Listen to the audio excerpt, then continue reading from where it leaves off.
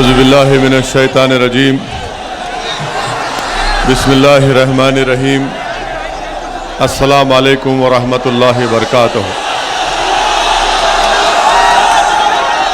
शह नशीन पर तशरीफ़ फरमा उत्तर प्रदेश के मजलिस इत्तेहादुल मुस्लिमीन के सदर मोहतरम जनाब शौकत अली साहब, जौनपुर के ज़िला सदर इमरान बंटी साहब, जनरल सेक्रेटरी अशर साहब, नुमान नदवी साहब, अदील अलवी साहब, जावेद सिद्दीकी, शफीउद्दीन साहब, दिलराज बाबू एडवोकेट, अयाज अहमद, कमालुद्दीन साहब,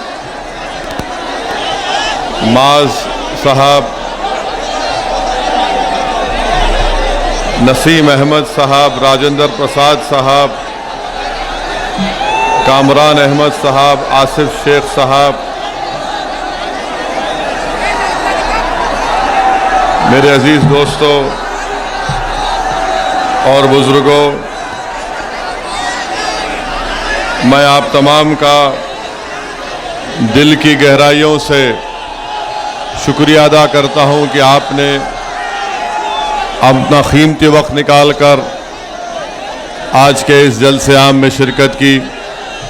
मैं अल्लाह से सिर्फ दुआ कर सकता हूं कि अल्लाह सुब्हाना व तआला आपके दिल में और मजलिस इत्तेहादुल मुस्लिमीन की मोहब्बत पैदा करे और इंशाअल्लाह ताला ये मोहब्बत हमको आने वाले इंतखाबात में आपके वोट और दुआओं से मजलिस के उम्मीदवारों को कामयाब करके उत्तर प्रदेश की सियासत में हम एक तारीख़ को रकम करेंगे और इंशाअल्लाह ताला आपका ये इत्तेहाद, आपका ये मोहब्बत, आपका ये जज्बा इंशाअल्लाह ताला ज़रूर उत्तर प्रदेश की मज़लूम कौम के लिए एक नई तारीख़ रकम करेगा।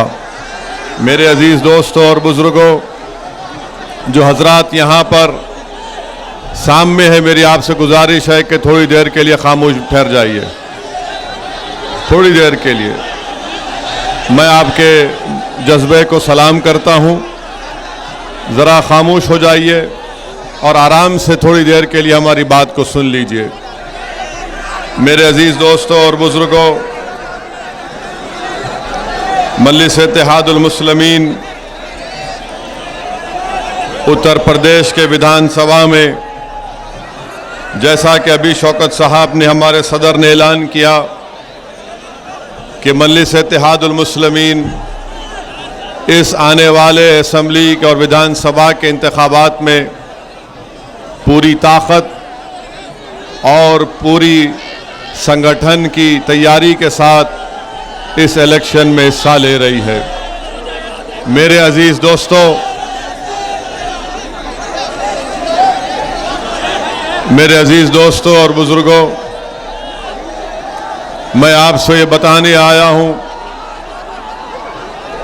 कि उत्तर प्रदेश में इतनी बड़ी तादाद में मुस्लिम अक़लियत रहती है और आपके पास अपनी कोई सियासी ताकत नहीं है, आपके पास अपनी कोई लीडरशिप नहीं है, आपके पास अपने कोई वोटों से मुंतखब शुदा नुमाइंदे नहीं है। उत्तर प्रदेश की सियासत की तल्ख़ हकीकत यह है कि उत्तर प्रदेश में हर समाज के पास उनकी एक सियासी ताकत है, उनके लीडर है, उनका नेता है। इसीलिए उनके मसाइल को, उनकी तकालीफ को सुना जाता है और उनसे नाइंसाफ़ियों को ख़त्म करने के लिए सरकार किसी की हो, चाहे भाजपा की हो, समाजवादी की हो या बीएसपी की हो, उन समाज से इंसाफ किया जाता है। आप इस बात का अंदाज़ा लगा लीजिए कि इतनी बड़ी तादाद में उत्तर प्रदेश में मुसलमान बसते हैं और इतनी बड़ी तादाद में रहने के बावजूद भी मुसलमानों से इंसाफ नहीं किया जाता। मुसलमानों से इंसाफ इसलिए नहीं किया जाता क्योंकि उत्तर प्रदेश के मुसलमानों का ये जानते हैं कि आज इन मुसलमानों के पास इनकी लीडरशिप नहीं है, इनके वोट से मुंतखब शुदा इनके नुमाइंदे नहीं है। इसीलिए ये तमाम नाइंसाफियों का सिलसिला चलता रहता है।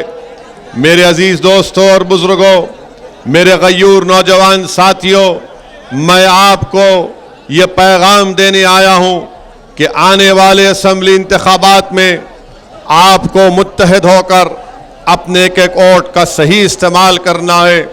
आपको डरने और घबराने की ज़रूरत नहीं है। मैं आपसे ये गुजारिश इसलिए कर रहा हूं कि मजलिस इत्तेहादुल मुस्लिमीन जहां कहीं भी इलेक्शन लड़ती है तो मजलिस के खिलाफ ये इल्ज़ाम लगा दिया जाता है कि मजलिस अगर लड़ेगी तो फलां जीत जाएंगे, बीजेपी जीत जाएगी। अगर मुसलमान मजलिस को वोट देगा तो इससे दूसरी पार्टियों का फायदा होगा। मैं आपको ये बताने आया हूं कि आपने 60 साल हर उस पार्टी का साथ दिया जिसने आपसे वादा किया था कि वो आपकी जान की तहफ़्फ़ुज़ करेगी, वो हमारे मस्जिद की हिफाजत करेगी, वो हमारे नौजवान बच्चों का एक मुस्तकबिल रोशन करेगी। मगर आज आप देखते हैं कि 60 साल हालत मजबूरी में आपने इन तमाम सियासी पार्टियों का साथ दिया, मगर नतीजा क्या निकला? नतीजा ये निकला कि आज हम गरीबी और कस्मपुरसी हमारा मुक़द्दर बनकर रह गया। नतीजा ये निकला कि हमारे मासूम बच्चे और बच्चियों के लिए स्कूल नहीं मिलता। नतीजा ये निकलता है कि हमारे गांव और हमारे महल्ले जात में कोई तरक्याती काम नहीं किए जाते। नतीजा ये निकला कि हमारा नौजवानों को उनकी जवानी जेल में डालकर उनके मुक़द्दर को, उनकी जवानी को बर्बाद कर दिया गया। मेरे अजीज दोस्तों और बुजुर्गों, इस हालात को, इन हालात को बदलना है और उसको बदलने का एक ही तरीका है कि आप मुत्तहिद हो जाइए और मुत्तहिदा अपने वोट का इस्तेमाल करिए। डरने और घबराने की जरूरत नहीं है। 2019 के लोकसभा के चुनाव में समाजवादी और बसपा मिलकर लड़े। आपने बड़ी तादाद में उत्तर प्रदेश के 75% मुसलमानों ने बीएसपी और सपा को वोट दिया, मगर उसके बावजूद भी आप देखते हैं कि सिर्फ 15 इनके उम्मीदवार कामयाब होकर लोकसभा में सांसद बनकर जाते हैं। मेरे अजीज दोस्तों और बुजुर्गों, बताइए सिर्फ 15 पर क्यों कामयाबी हासिल की? और खुद अखिलेश यादव समाजवादी पार्टी के, उनके खानदान के 3 लोग इलेक्शन हार जाते हैं। हकीकत यह है उत्तर प्रदेश के मुसलमानों कि आप तो सेकुलरिज्म के नाम पर इन तमाम पार्टीज को वोट दे रहे हैं, मगर समाजवादी हो या बीएसपी हो, इनका वोट, जो हमारे हिंदू भाइयों का वोट, इनको नहीं मिल रहा है। इसीलिए मैं आपसे अपील करने आया हूं कि कल तक आपके पास कोई मुतबादिल नहीं था, आज मजलिस आपके दरमियान में है। मैं आपसे गुजारिश करने आया हूं कि आप अपनी पार्टी के उम्मीदवारों को आने वाले विधानसभा के इलेक्शन में वोट देकर कामयाब करिए। और हमारा मकसद यही है कि उत्तर प्रदेश में मुसलमानों की लीडरशिप बने और साथ ही साथ दोबारा बीजेपी और योगी आदित्यनाथ उत्तर प्रदेश का मुख्यमंत्री ना बने। ये उसी वक्त होगा जब उत्तर प्रदेश के मुसलमान मुत्तहिदा अपने एक वोट मजलिस के हक में इस्तेमाल करेंगे। याद रखिए, हर वक्त हमको यह बोलकर डराया जाता है कि आवाज मत उठाओ, सामने मत आओ, वरना बीजेपी आ जाएगी। मैं आपसे कह रहा हूं कि आपको आवाज उठाना है, आपको सामने आना है, आपको नेता बनना है और आप बीजेपी को हराएंगे इंशाअल्लाह ताला। ये मैं आपको बताने आया हूं। समाजवादी पार्टी ने बीएसपी से मिलकर अलायंस किया, तब भी बीजेपी जीत गई। 2017 में समाजवादी पार्टी और कांग्रेस मिलकर लड़े, तब भी बीजेपी कामयाब हो गई। 2014 में बीजेपी यहां से इतनी बड़ी तादाद में अपने अरकान पार्लियामान को कामयाब करती है। आपके वोट की अहमियत नहीं रही। उत्तर प्रदेश के मुसलमानों को अगर अपने वोट की अहमियत को दिखाना है, अगर आपको अपनी सियासी ताकत को दिखाना है, तो मैं आपको अपील कर रहा हूं कि मजलिस इत्तेहादुल मुस्लिमीन के हक में अपने वोट का इस्तेमाल करिए। तब जाकर आपकी सियासी ताकत नजर आएगी, तब जाकर आपकी सियासी अहमियत नजर आएगी। वरना ये तमाम सियासी पार्टियां ये समझती हैं कि मुसलमान कहां पर जाएगा, ये तो हमारा कैदी है, ये तो हमारा घर का गुलाम है, ये हर हाल में हमको हमारा वोट देगा। आप जिसको वोट दे रहे हैं, बताइए आपने क्या हासिल किया। मैं आपको जज्बात में लाने के लिए नहीं कह रहा हूं, मगर ठंडे दिल से सोचिए कि आप और हमने क्या हासिल किया। हमारे बच्चे जेलों में पड़े हुए हैं, कभी जेल में एनकाउंटर हो जाता है, कभी दहशतगर्दी के नाम पर जेल में झूठे केसों में डाल दिया जाता है। आपको इन हालात को बदलना है। अगर आपको तकलीफ है कि नाइंसाफी को खत्म करना है, तो मेरे अजीज दोस्तों और बुजुर्गों, आपको अपने वोट का सही इस्तेमाल करना पड़ेगा। मैं जब हम मजलिस यहां पर आती है तो सब मिलकर कहते हैं कि मजलिस इनकी एजेंट है।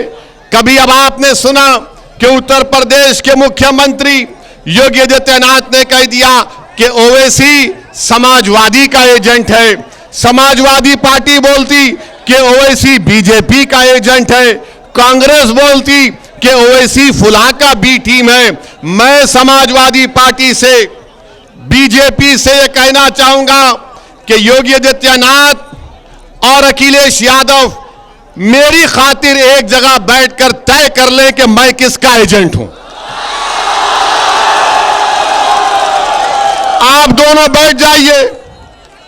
जैसा अखिलेश यादव ने अपने घर की शादी में मोदी को बुलाया, पूरे भाजपा के लीडरों को बुलाया, उसी तरह कहीं एक जगह बैठ जाइए, बैठ के फैसला कर लीजिए कि ओवैसी किसका एजेंट है।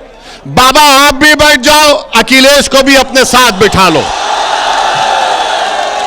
और मैं आपके दरमियान में खड़े होकर यह कह रहा हूं, पहले भी कहा था, आज भी कह रहा हूं, किसी माइका लाल में हिम्मत नहीं है ओवैसी को एजेंट बनाने की। किसी माइका लाल में हिम्मत नहीं है। और याद रखो, वो लोग जो अपने ईमान का सौदा करते हैं, वो लोग जो अपना जमीर बेच सकते हैं, वो लोग जो दौलत पर अपना सब कुछ कुर्बान कर सकते हैं, वो लोग जो जालिम को देखकर डर कर अपना ईमान या सब चीज बेच सकते हैं, वो एजेंट हो सकते हैं। असदुद्दीन ओवैसी इंशाअल्लाह ताला, अल्लाह मुझे जब तक जिंदा रखेगा, अल्लाह मुझे जब तक जिंदा रखेगा, ना जालिम के आगे सर झुकाऊंगा, बल्कि मेरा ईमान कमजोर है, मैं जालिम के सामने खड़े होकर इंसाफ की बात करूंगा। कोई दुनिया की दौलत इंशाअल्लाह ताला मुझे खरीद नहीं पाएगी, ना कोई हुकूमत और इख्तिदार को देखकर हम मरूब होने वाले हैं। अगर कोई ये समझता है तो मैं उनसे कह रहा हूं कि अपने दिमाग से ये तमाम गलत बातों को निकाल दो। और जो मुसलमान इस तरह की बात करते हैं, मैं सिर्फ उनसे इतना कहूंगा, डरो अल्लाह से। उस दिन डरो जब अल्लाह के सामने ओवैसी भी खड़े होगा और तुम भी खड़े होगे। डरो उस दिन जब एक एक नेकी और एक एक गुनाह का हिसाब और किताब हो जाएगा। आज तुम इल्जाम लगा सकते हो क्योंकि अपने आकाओं को खुश करने के लिए, मगर याद रखो इंसाफ तो होगा, दुनिया में भी होगा और इंशाअल्लाह आखिरत में भी होगा। मेरे अजीज दोस्तों और बुजुर्गों, हमारा हाल तो ऐसा है कि योगी बोलते ये समाजवादी का एजेंट, अखिलेश बोलते ये बीजेपी का एजेंट, कांग्रेस बोलते ये बी टीम। तो एक बात तो मालूम हो गई कि पूरे उत्तर प्रदेश में और पूरे भारत में अगर किसी को किसी से मोहब्बत है, यानी मैं लैला हूं, ये तमाम मेरे मजनू हैं, ये तमाम मेरे मजनू हैं। बाबा को नींद नहीं आती जब तक ओवैसी का नाम लिए, अखिलेश के पेट का दर्द खत्म नहीं होता जब तक ओवैसी का नाम लिए। और राहुल तो ओवैसी का नाम सुन के केरल को भाग गए। तो ये हम पर इल्जाम। अब सुनिए सुनिए सुनिए, अभी सुनने का वक्त है।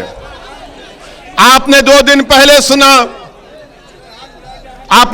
पहले सुना कि मुख्यमंत्री कह रहे हैं कि मैं उस शख्स से कह रहा हूं कि उत्तर प्रदेश के माहौल को खराब मत करो। उत्तर प्रदेश के मुख्यमंत्री ने कहा कि CAA के नाम पर माहौल को खराब मत करो। मैं मुख्यमंत्री जौनपुर से कह रहा हूं, जो उत्तर प्रदेश का माहौल है मैं वही माहौल बयान करने आया हूं।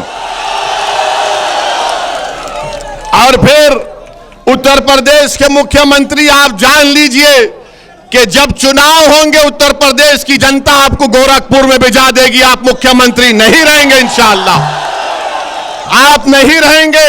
और ये बोल रहे हैं माहौल की बात उत्तर प्रदेश के मुख्यमंत्री करते हैं। बाबा जरा ये तो बता दो, योगी आदित्यनाथ जरा ये तो बता दो कि उत्तर प्रदेश में जो कल नेशनल फैमिली हेल्थ सर्वे आया, उस सर्वे में यह बात उत्तर प्रदेश के बारे में बताई गई कि उत्तर प्रदेश की जनता अपने जेब से पहले से ज्यादा खर्चा करती है अपना इलाज कराने के लिए। बताओ बीजेपी वालों, क्या यह सच है या झूठ है? National family health survey Modi की सरकार करती है।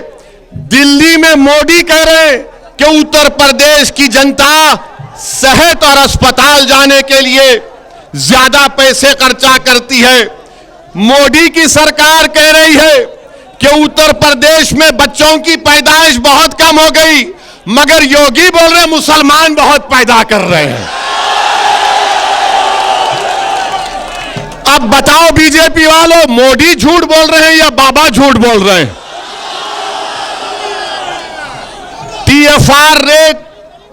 टीएफआर रेट उत्तर प्रदेश का गिरता जा रहा है, मगर भाजपा को यूपी में दिख रहा है कि मुसलमान बच्चे बहुत पैदा कर रहे हैं। यह मोदी की सरकार कहती है। तीसरा, वो नेशनल फैमिली हेल्थ सर्वे यह भी कहता है कि उत्तर प्रदेश में 6 महीने से 60 महीने के दरमियान में जो बच्चे पैदा होते हैं उनमें खून की कमी होती है। 6 महीने से 60 महीने के दरमियान जो बच्चे उत्तर प्रदेश में मासूम बच्चे और बच्चियां हैं वो एनीमिक हैं, उनको खून की कमी है। बाबा, तुम मेरा खून चूसने के बजाय उन गरीबों के बच्चों का ख्याल रखो। ये दिल्ली की मोदी की सरकार कह रही है कि टीएफआर रेट 2.7 से 2.4 तक गिर गया। और बाबा कह रहे हैं मुख्यमंत्री के माहौल उत्तर प्रदेश में, मेरे अजीज दोस्तों और बुजुर्गों, यहां पर 50% महिलाएं उत्तर प्रदेश में एनीमिक हैं, यानी खून की कमी है। आप कौन सी सरकार दे रहे हैं? आप कौन सा काम किए 4.5 साल में जिसकी बुनियाद पर बीजेपी कह रही है कि हो जाएगा, कामयाब हो जाएंगे? अच्छा, आप ये भी देख लो, पूरे भारत में मोदी की सरकार में सिर्फ 11% बच्चों को खाने को खाना मिलता है। कौन सी सरकार बीजेपी दे रही है? सिवाय ठोक दो, बुलडोजर चला दो, अरे इस तरह की बातें करने से कुछ हासिल नहीं होगा। अब आप ये देख लीजिए, बीजेपी की सरकार में, जब बीजेपी की सरकार बनी अप्रैल 2017 में, उस वक्त यह कहा गया था कि डबल इंजन की सरकार, कहा गया था ना कि मोदी एक इंजन, योगी एक इंजन। अब नहीं मालूम बड़ा इंजन कौन सा था, छोटा कौन सा था। कहा गया डबल इंजन। अच्छा, डबल इंजन में क्या हुआ? उस वक्त 2017 में आप अंदाजा लगाइए कि इतने लोगों को जिनके पास नौकरी नहीं थी मगर नौकरी चाहते थे, उस वक्त 40 लाख थे 2017 में, अब अगस्त 2021 आते आते 56 लाख हो गया, यानी 16 लाख लोग नौकरी करना चाहते हैं, बढ़ गए। बताओ बीजेपी वालों, ये झूठ है या सच है? आप अंदाजा लगाइए। फिर उसके बाद 2017 में 38% लोगों के पास जॉब था। आज कितने लोगों के पास नौकरी है बताओ? उससे कम। हालात इतने खराब हो गए उत्तर प्रदेश में कि नौजवान चाहे किसी जात और बरादरी का हो, किसी मजहब का हो, उसके पास नौकरी नहीं है। मेरे अजीज दोस्तों और बुजुर्गों, जो असदुद्दीन ओवैसी पर इल्जाम लगाते हैं भड़काऊ भाषण का, सुनो एक और भड़काऊ भाषण अब तुम्हारे सामने कर रहा हूं। 4 साल पहले 25 और 29 साल के दरमियान में जो नौजवान लड़के और लड़कियां थे, वो 8% अनएम्प्लॉयड थे, बेरोजगार थे 4 साल पहले। अब हम नवंबर 2021 में आपको मालूम कि जिनकी उम्र 25 और 29 साल है, कितने लोग उत्तर प्रदेश में बेरोजगार हैं? 15% नौजवान बेरोजगार हैं, जो 25 और 29 साल के दरमियान उनके पास कोई नौकरी नहीं है। और फिर जो 20 और 24 साल के, वो 2017 में 23% 20 और 24 साल के उत्तर प्रदेश के नौजवानों में नौकरी नहीं थी। आज वो बढ़ते बढ़ते 31% हो गया, 31% हो गया। यानी बाबा के राज में 23 से 31% 20 और 24 साल के दरमियान के लोगों, नौजवानों के पास नौकरी नहीं है, बेरोजगार है। और बाबा बाजा बजा रहे हैं तो ओवैसी का। बाबा को यह नजर नहीं आता कि 20 और 24 साल के दरमियान में बच्चे 31% बेरोजगार हैं। मोदी को नजर नहीं आता कि 25 और 29 साल के दरमियान के नौजवानों में 15% बेरोजगार है, नौकरी नहीं है। इनको सिर्फ एक ही नजर आता, दाढ़ी जिसके चेहरे पे टोपी है, इसको दिखाते, देखो ये है। बताओ ये झूठ है या सच है? बीजेपी वालों, तुमने नौकरियां नहीं दी। अच्छा, फिर इनको बड़ी मोहब्बत, भाजपा को बड़ी मोहब्बत मुस्लिम महिलाओं से। हम ट्रिपल तलाक का कानून लाए, हम मुसलमान महिलाओं से ऐसा करेंगे। अरे हम तुमसे पूछ रहे हैं, तुम हमारे बहनों की फिक्र कर रहे, हमारी भाभी की भी तो फिक्र करो। हमारी भाभी कहां है? अब आप सुनिए महिलाओं के बारे में। जो महिला काम करना चाहती है, उसके पास काम नहीं है। 48% उत्तर प्रदेश में महिला काम करना चाहती है, नौकरी नहीं है। इनसे पूछेंगे महिलाओं के बारे में तो बोलेंगे नहीं, वो लव जिहाद, मजहब तब्दीली का कानून। अरे महिला काम करना चाहती है, भाजपा वालों तुम्हारे पास इसका कोई जवाब नहीं है। और फिर मेरे अजीज दोस्तों और बुजुर्गों, क्या यहां पर ये आप देखें, मोदी जी ने काम पूर्वांचल में हाईवे बना दिए, देखा ना? प्लेन उतारा ना, प्लेन उतारा ना। क्यों उतारा प्लेन मोदी जी ने? नहीं समझ में आया आपको? एक जोक सुना रहा हूं। क्योंकि ये तो हटो, ये बीच में क्यों आ रहे तुम लोग?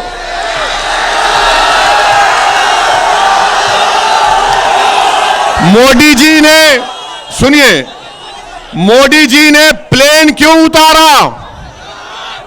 इसलिए उतारा कि उत्तर प्रदेश की जनता को बताने के लिए, सुनो, उत्तर प्रदेश की जनता को बताने के लिए कि भाइयों बहनों, पेट्रोल इतना कीमती हो चुका कि सिर्फ मैं ही प्लेन उतार सकता, तो मोटरसाइकिल गाड़ी नहीं चला सकते। इसीलिए प्लेन उतारा। और मोदी जी ऐसा करते उतर रहे थे, फिर गाड़ी में बैठे और मुख्यमंत्री को अकेला छोड़ दिए। किसी उत्तर प्रदेश के शातिर नौजवान ने एक वीडियो बना दिया बाबा को दिखाते हुए कि अकेले अकेले कहां जा रहे हो। क्या पेट्रोल डीजल महंगा नहीं हुआ? क्या पेट्रोल डीजल महंगा नहीं हुआ?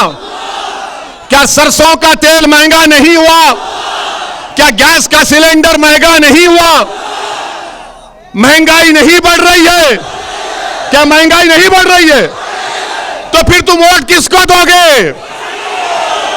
तुम महंगाई को देखकर क्या बीजेपी को वोट दोगे? तुम क्या पेट्रोल की डीजल की कीमत देखकर बीजेपी को वोट दोगे? तुम क्या गैस का सिलेंडर जो 1400 रुपये हो चुका है, क्या तुम बीजेपी को वोट दोगे? क्या तुम सरसों के तेल को अपने खाने में मिलाओगे या पानी को मिलाकर खाना पकाओगे? बताओ तुम किसको वोट दोगे फिर? मेरे अजीज दोस्तों और बुजुर्गों, बीजेपी कीमतों को कम करने में नाकाम साबित हुई है। कीमतों को कम करने में नाकाम साबित हुई है। और मोदी जी बात करते हैं कि हमने वो बना दिया, हमने ये कर दिया, हमने फुला कर दिया। और ये योगी आदित्यनाथ कहते हैं ओ वैसी फुला है, ऐसा कर देंगे, फुला कर देंगे। याद रखो बीजेपी वालों, मैं मरने को तैयार हूं, तुम मारने तैयार हो? मुझे बताओ। मैं जहां कहीं भी जाता हूं, मैं जहां कहीं भी जाता हूं, यही समझता हूं कि कल शाम तक या मैं जिंदा नहीं रहूंगा या सुबह का सूरज नहीं देख पाऊंगा। यह मेरा ईमान है, यह मेरा ईमान है। और अगर ये लोग समझ रहे हैं कि हम मौत से डरते, नहीं डरते मौत से। हम मौत के बाद जो हिसाब होगा उससे डरते, मौत से नहीं डरते हम। जब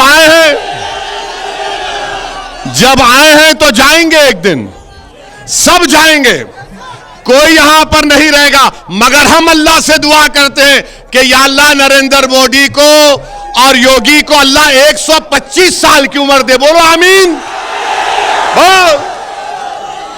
और हमको अल्लाह सेहत से जिंदा रखे, ऐसी सेहत दे कि हम जिंदा रहें तो अल्लाह के आगे सर झुकाएं, जालिमों के आगे कभी ना झुकाएं इंशाअल्लाह ताला। और फिर ये दूसरा, इनका बहुत बड़ा शिजरा है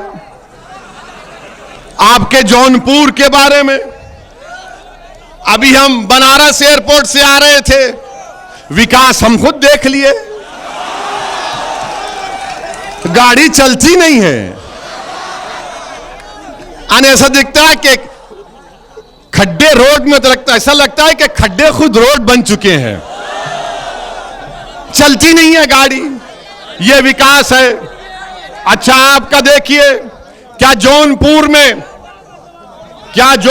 में जो किसान है उनकी खेतों का क्या हाल है? उनकी खेतों का हाल यह है कि किसान रात में नहीं सो पाता कि कहीं गाय ना चले जाए, कहीं भैंस ना चले जाए, कहीं जंगली सूअर ना चले जाए। पूरी खेत साफ कर देते हैं, क्योंकि बीजेपी के दौर में किसान की खेत गाय भैंस जंगली सूअर खा सकते, अगर किसी को हाथ लगाए तो उसकी इज्जत इंसान से ज्यादा है। यह हो रहा है।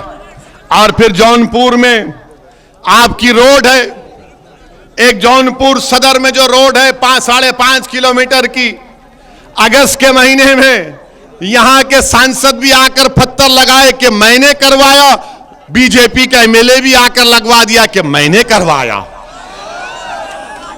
आप फिर यह भी जानते हैं कि यहां पर रोड इतनी खराब है कि हड्डियों में दर्द होता है, फेफड़े खराब हो रहे हैं धूल से। मगर बीजेपी बात करती है विकास की। कौन सा विकास की आप बात करते हैं? और पूरा जौनपुर जिले में डेंगू फैला हुआ है, इंसानों के फेफड़े और उनके लंग्स खराब हो रहे हैं। और आपके पास जौनपुर शहर में अमृत स्कीम आई पानी की, कलेक्ट्रेट कचहरी से शेखपुरा तक 260 करोड़ की पानी का लाइन मंजूर हुई। 2 साल में माशाअल्लाह से खाली 15% काम हुआ है। वाह योगी आदित्यनाथ, क्या विकास कर रहे हैं आप जौनपुर में, बहुत अच्छा। ये कहते हैं यूपी में बहुत विकास हुआ। क्या आपने नहीं देखा कि जौनपुर में फत्तूपुर रेलवे क्रॉसिंग के पास 3 मासूम बच्चियां जिनका नाम प्रीति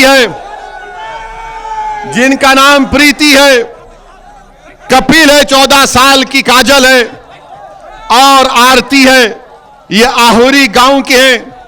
15 नवंबर के दिन इन तीनों बच्चियों ने जो लेबर का काम करती थी, गुर्बत की वजह से बाबा, गुर्बत की वजह से ट्रेन के सामने कूदकर तीनों बहनों ने अपनी जान गंवा दी। यह आपका विकास है? बात करो इन बच्चियों के बारे में जो गुर्बत की वजह से अपनी जान खुदकुशी कर गए। मगर बीजेपी बात करेगी किसकी? ओवैसी की बात करेगी। बीजेपी बात करेगी हिंदू मुस्लिम की बात करेगी। बीजेपी बात करेगी दंगों की बात करेगी। अरे ये इंसानों के लिए तुमने क्या किया बताओ, तुमने क्या किया बताओ। ये 3 मासूम बच्चियां गुर्बत की वजह से ट्रेन के आगे कूदकर अपनी जान दे देती हैं और आपको इसकी कोई फिक्र नहीं है। 9 नवंबर को 2021 को एक 15 साल की बच्ची का जाफराबाद पुलिस स्टेशन में उसका रेप कर दिया गया। बाबा ये माहौल है उत्तर प्रदेश का, ये माहौल है। और आप जानते हैं यही कश्मीर में उरी में एक हमारा भारत की आर्मी का कैंप था, वहां पर हमला हुआ था। यही जौनपुर का एक बहादुर सिपाही जिसका नाम राजेश सिंह था, वो आतंकवादियों के हमले में उरी में मारा गया। क्या राजेश सिंह के नाम की गेट बनी गई? अब तक गेट नहीं बनी गई उसके नाम से। और ये बड़ा नेशनलिज्म की मोदी और योगी बात करते हैं। वो राजेश सिंह जो उरी में मारा गया, उसके नाम के गेट नहीं बन पाती है। और बीजेपी कहती है कि ये ऐसा करेंगे बड़ी खास के पास। तो मेरे अजीज दोस्तों और बुजुर्गों, और फिर बीजेपी ये भी कहती है कि ओवैसी यहां पर आकर माहौल को खराब नहीं करना। मैंने क्या कहा था? अरे आप हमारी आवाज को सुनो, हमको सुनो, बस छोड़ दो। तुम्हारे सामने योगी खड़ा हुआ है, सुनो। इनको एतराज है कि मीडिया के लोग बैठ जाएं। मैं तुमसे क्या कह रहा हूं, मेरी बात सुनो। हमारे सामने योगी है, मोदी है, अखिलेश है, हमारे सामने आरएसएस है, विश्व हिंदू परिषद है, बजरंग दल है, सब है। मगर तुम तक, तुम्हारे दिलों तक अगर मेरी बात पहुंच गई तो वही काफी है। मुझे देखने की जरूरत नहीं है, अल्लाह हम सबको देख रहा है। हमको काम करना है मिलके। क्या तुम मेरे साथ दोगे? क्या तुम हमारी आवाज को समझोगे? क्या तुम मिलकर लड़ेंगे इंशाअल्लाह ताला? क्या तुम जालिमों से डरोगे? क्या तुम हुकूमत से डरोगे? क्या तुम अपने वोट का इस्तेमाल करोगे? क्या तुम मुत्तहिद होकर बीजेपी को हराओगे? क्या तुम मुत्तहिद होकर मंजलिस के उम्मीदवारों को विधायक बनाओगे? इंशाअल्लाह ताला फिर होगा जरूर। तो हमको देखने की जरूरत नहीं है, अपने आप को देखो, अपने हाल को देखो, अपने घर को देखो, अपने बच्चों के स्कूल को देखो, उन जेलों को देखो जो उत्तर प्रदेश में आज मुसलमान 27% जेल में बैठे हैं। 27% उत्तर प्रदेश में मुसलमान जेल में।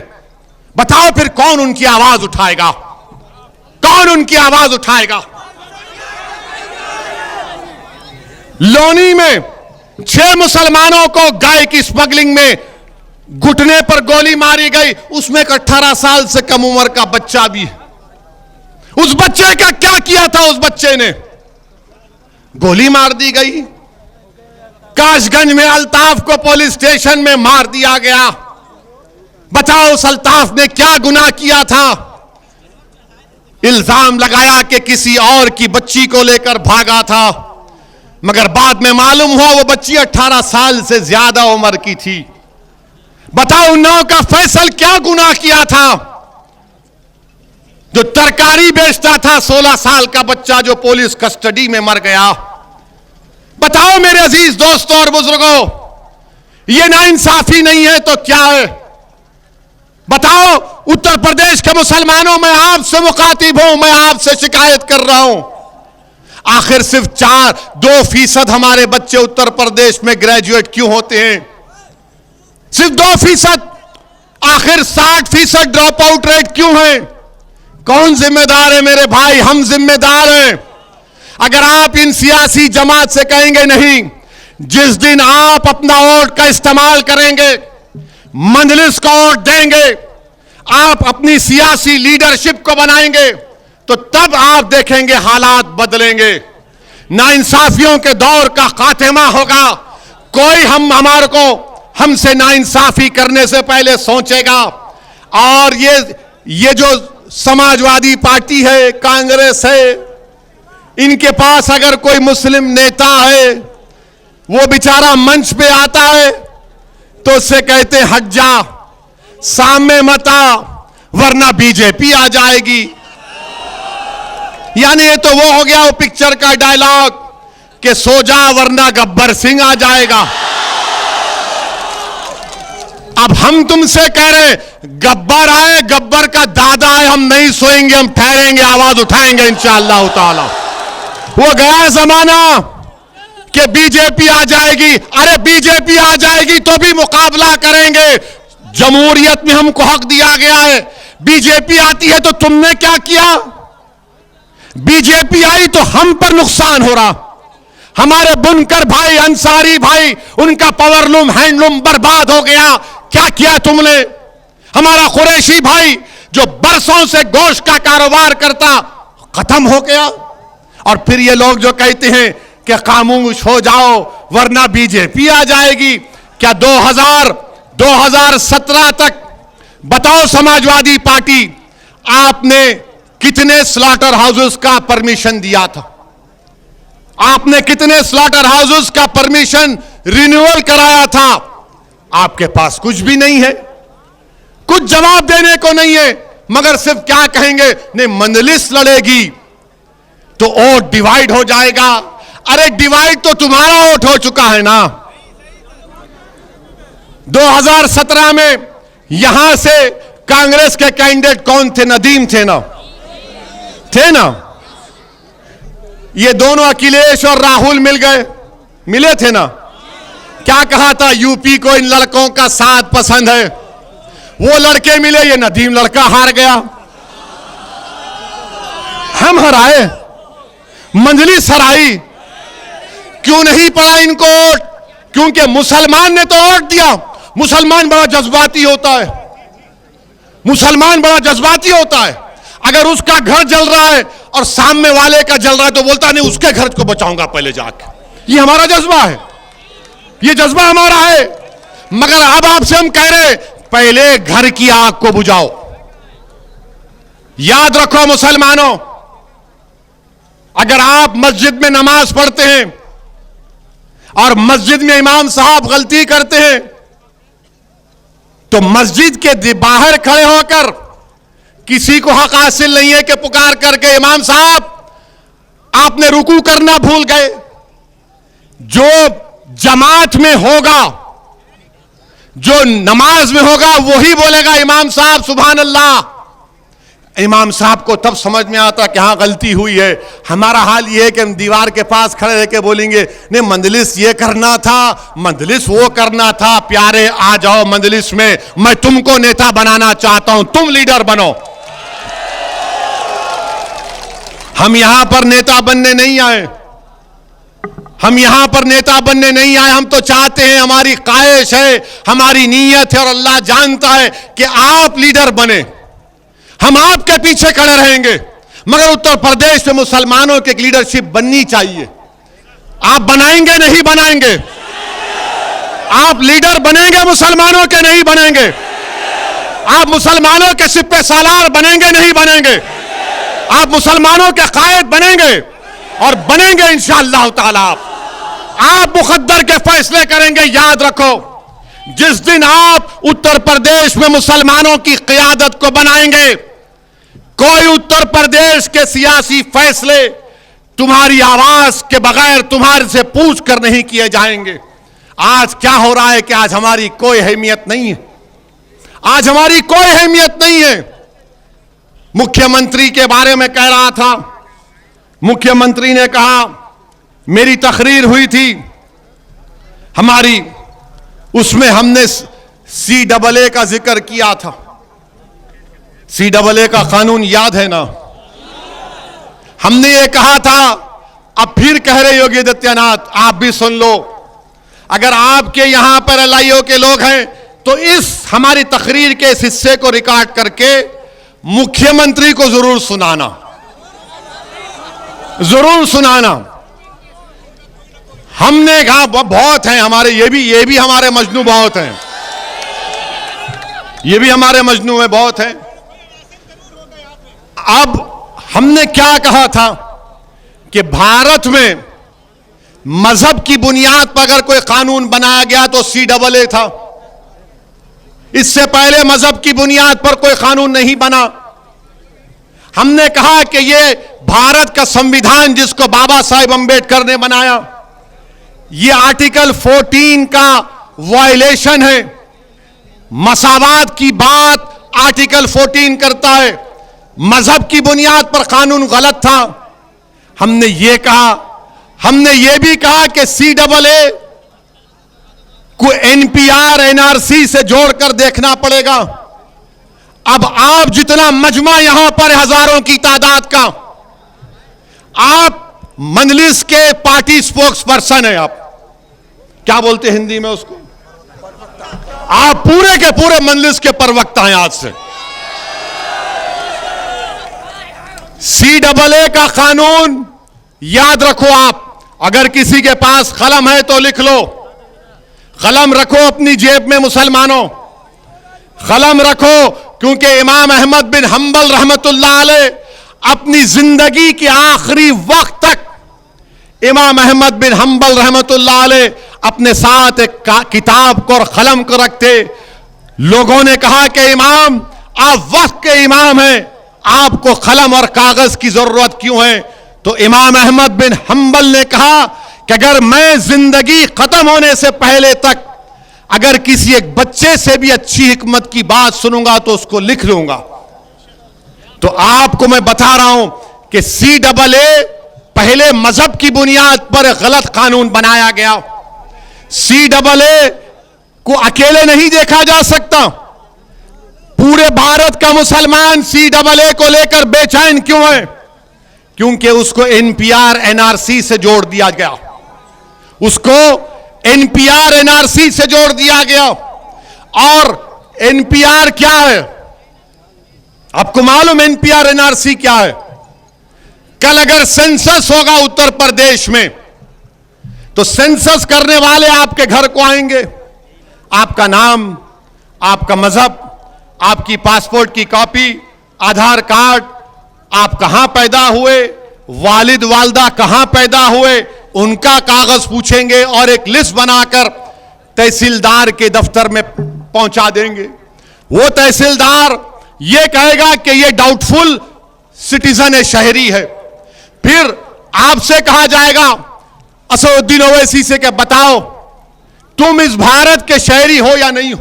अब मुझे भागना पड़ेगा, ये कागज वो कागज, ठीक है हमने कुछ लाके दे दिया। फिर उसके बाद तहसील के ऑफिस में लिस्ट लगाई जाएगी।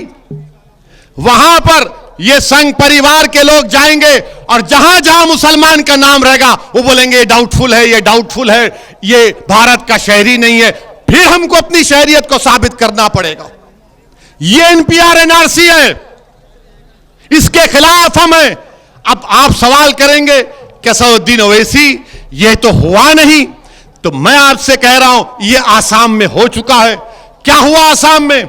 सुप्रीम कोर्ट ने करवाया। वहां पर 19 लाख के नाम नहीं आए, जिसमें से 3.5 लाख मुसलमान के नाम थे। अब जब CAA आ गया, कानून बन गया ना, CAA कानून बन गया, तो वो जो गैर मुस्लिम है, जो 3.5 लाख मुसलमान को छोड़कर जो 15.5 लाख गैर मुस्लिम है, उनको CAA से उनको भारत का शहरी करार दे दिया जाएगा और ये 3.5 लाख को फॉरेनर्स ट्राइब्यूनल कोर्ट में जाकर अपनी शहरियत को साबित करना पड़ेगा। यह होगा, याद रखो। अगर मोदी NPR NRC करेगा तो पूरे भारत में होगा। और जब हम ये चीज को देख चुके आसाम में, सुप्रीम कोर्ट मॉनिटर्ड हुआ, तो ये बोल रही देखो अभी तो रूल्स भी नहीं बने, अभी तो रूल्स नहीं बने, ओवैसी लोगों को भड़का रहा है। मैं भड़का नहीं रहा हूं, बल्कि हिंदू अखबार, अंग्रेजी का अखबार है, एक मशहूर जर्नलिस्ट है, बहुत मशहूर, जिसका नाम मोहतरमा विजयता सिंह है। गूगल में जाओ, हजरत गूगल में जाकर देखो, विजेता सिंह का नाम लिखो। हिंदू अखबार में विजेता सिंह ने मोदी की हुकूमत का जो NPR का फॉर्म है, उसको अखबार में शाये किया। हमने उसकी मुखालिफत की। वो फॉर्म तो यही सब बातें पूछ रहा है, और फिर जो लोग बोल रहे हैं कि ओवैसी भड़काऊ भाषण दे रहा है, क्या ये बात सच नहीं है कि मोदी सरकार, एक कानून है, अगर कोई पैदा होता है, कोई मरता है, तो उसको कानून का नाम है registration of death and birth. उस कानून को मोदी सरकार तरमीम कर रही है, और तरमीम करके उसको आधार से, इलेक्शन कार्ड से और सेंसस से, NPR से जोड़ेगी। इसकी मुखालिफत कौन किया पूरे भारत में? असदुद्दीन ओवैसी ने किया।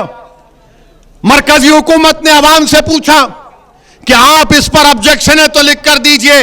हमने अमित शाह की मिनिस्ट्री को इसके खिलाफ ऑब्जेक्शन लिख कर दिया, और हम फिर से कह रहे हैं, अगर registration of birth and death के कानून में तरमीम होगी, वो बिल पार्लियामेंट में लाया जाएगा, तो इंशाअल्लाह ताला असदुद्दीन ओवैसी और इम्तियाज जलील उस कानून की मुखालिफत करेंगे। वो काला कानून होगा, वो NPR NRC की तैयारी होगी।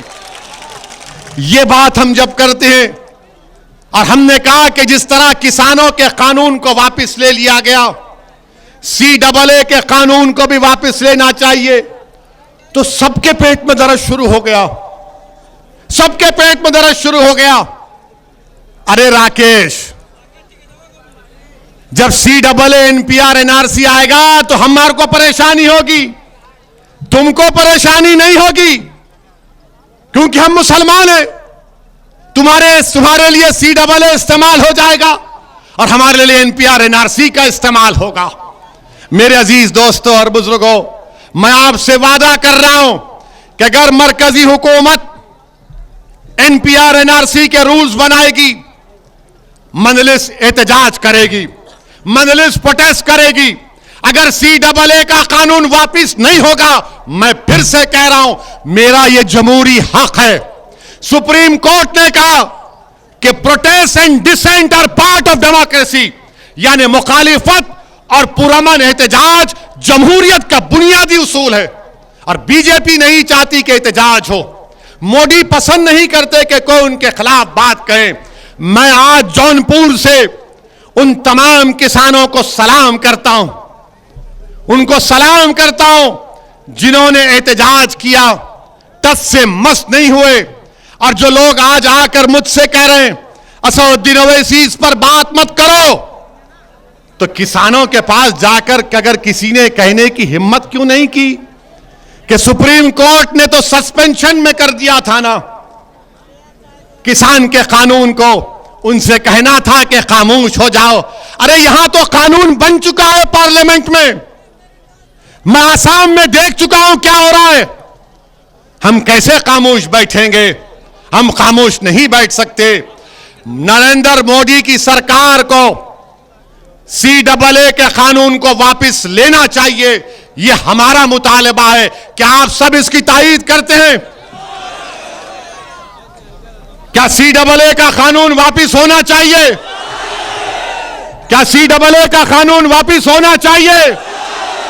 जिस तरह किसान कानून वापस हुआ, क्या जौनपुर की जनता CAA कानून की वापसी का मुतालबा करती है? तो जोर से नारा लगाइए, नारे तकबीर।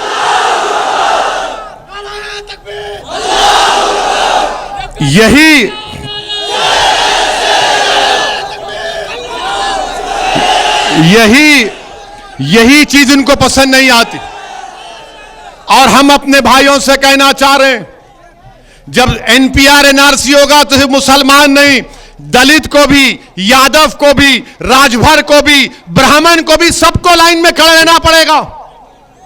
सबको लाइन में खड़ा कर देंगे मोदी जी, सबको लाइन में खड़ा कर देंगे। बोले कागज लाओ। मेरे अजीज दोस्तों और बुजुर्गों, इन अहम बात पर आपकी तवज्जो चाहता हूं और मैं आपसे वादा कर रहा हूं कि उत्तर प्रदेश के असेंबली इलेक्शन में आप मजलिस इत्तेहादुल मुस्लिमीन के उम्मीदवारों को अपना विधायक और MLA बनाइए। ये विधायक जब जीतकर उत्तर प्रदेश की विधानसभा में जाएंगे, ये तमाम के तमाम एक आवाज में उत्तर प्रदेश की विधानसभा में खड़े होकर इस बात का मुतालबा करेंगे कि CAA का कानून वापस लेना चाहिए, NPR NRC के रूल्स नहीं बनने चाहिए। आप मजलिस को वोट दीजिए, मजलिस को कामयाब करिए। हमारा विधायक जीत कर जाएगा तो आपकी बात करेगा, जौनपुर की डेवलपमेंट की बात करेगा, उत्तर प्रदेश के मुसलमानों के इंसाफ की बात करेगा और तमाम मजलूम आवाम के इत्तेहाद की बात करेगा। मेरे अजीज दोस्तों और बुजुर्गों, हिम्मत और हौसले को बुलंद रखिए और याद रखिए कि जो लोग हमसे कह रहे हैं कि जाओ जाकर मोदी से कहो, उनसे कहो, अरे याद रखो, तुमने दुनिया के सामने रोकर अपनी बेबसी का इजहार किया। हां, हम भी रोते हैं, मगर दुनिया के सामने नहीं, रब्बे करीम के सामने सर झुकाकर हम रोते हैं कि या अल्लाह, इस कौम को, तेरे हबीब की उम्मत को इस मुल्क में इज्जत से नवाज दे। हम अल्लाह के खौफ से रोते हैं, हम अल्लाह के खौफ से रोते हैं, रसूल रहमत सल्लल्लाहु अलैहि वसल्लम की मोहब्बत में रोते हैं। मगर मुसलमानों, जालिमों के आगे रोना नहीं, जालिमों के आगे रोना नहीं, अल्लाह के आगे सजदों में जाकर भीख मांगो, वहां पर आंसू टपकाओ। अरे ये लोग डरने वाले हैं, इसीलिए रोते हैं। हां, हम रोते हैं, मगर अल्लाह के आगे रोते हैं और अल्लाह हमारी बात को सुनने वाला है, अल्लाह हमारी बात को जानने वाला है। और उत्तर प्रदेश में इंशाअल्लाह ताला आपकी एक क़ियादत उभरेगी। जब तक अल्लाह सुब्हानहू तआला मजलिस इत्तेहादुल मुस्लिमीन को आबाद और शादाब रखेगा, हम आते रहेंगे। मेरी आपसे गुजारिश है कि विधानसभा के चुनाव में मजलिस के उम्मीदवार का निशान पतंग है, पतंग के निशान पर मोहर बटन दबाइए, अपनी पार्टी को कामयाब करिए। दूसरी मर्तबा जौनपुर को आया हूं और बार बार आता रहूंगा। अल्लाह आपके इस मोहब्बत को, इस जज्बे को सलामत रखे। आपका बेहद शुक्रिया। अस्सलाम वालेकुम वरहमतुल्लाहि वबरकातुहू। नारे तकबीर, नारे तकबीर, नारे तकबीर। अस्सलाम वालेकुम।